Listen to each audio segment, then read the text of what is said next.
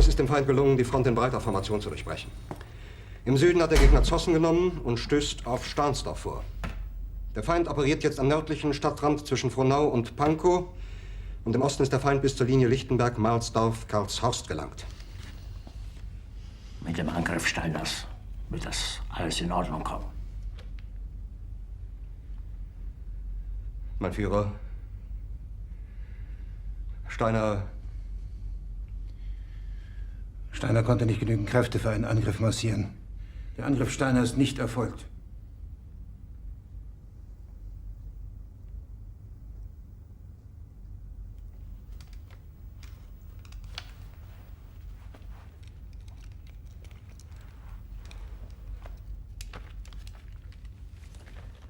Es bleiben im Raum Keitel, Jodl, Krebs und Burgdorf.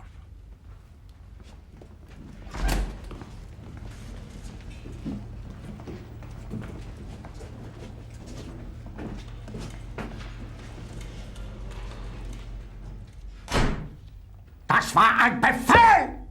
Der Angriff Steiners war ein Befehl! Wer sind Sie, dass Sie es wagen, sich meinen Befehl zu widersetzen? So weit ist das also gekommen.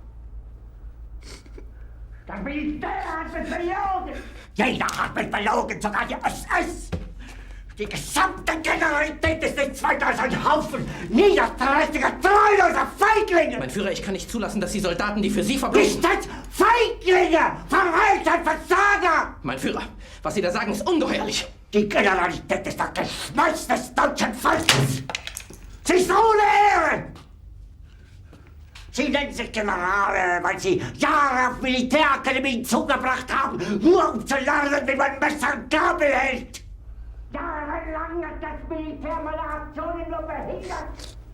Es hat mir jeden nur ersichtlichen Widerstand in den Weg gelegt. Ich hätte gut daran getan, von Jahren alle höheren Offiziere liquidieren zu lassen, wie Stalin.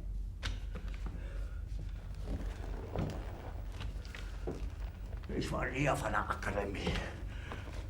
Und doch habe ich allein auf mich gestellt, ganz Europa erobert. Verräter! Von allem Anfang an bin ich so verraten und betrogen worden. Es wurde ein ungeheurer Verrat geübt am deutschen Volke. Aber alle diese Verräter werden bezahlen. Mit ihrem eigenen Blut werden sie bezahlen. Sie werden das saufen in ihrem eigenen Blut. Bitte gerne. Jetzt beruhig dich doch.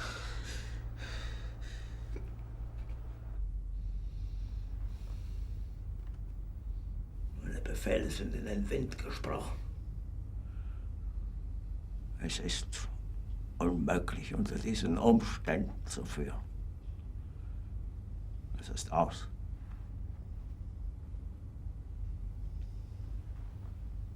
Der Krieg ist verloren.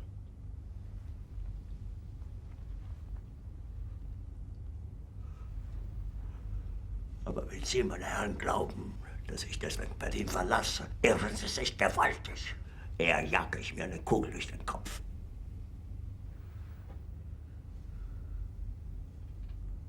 Tun Sie, was Sie wollen.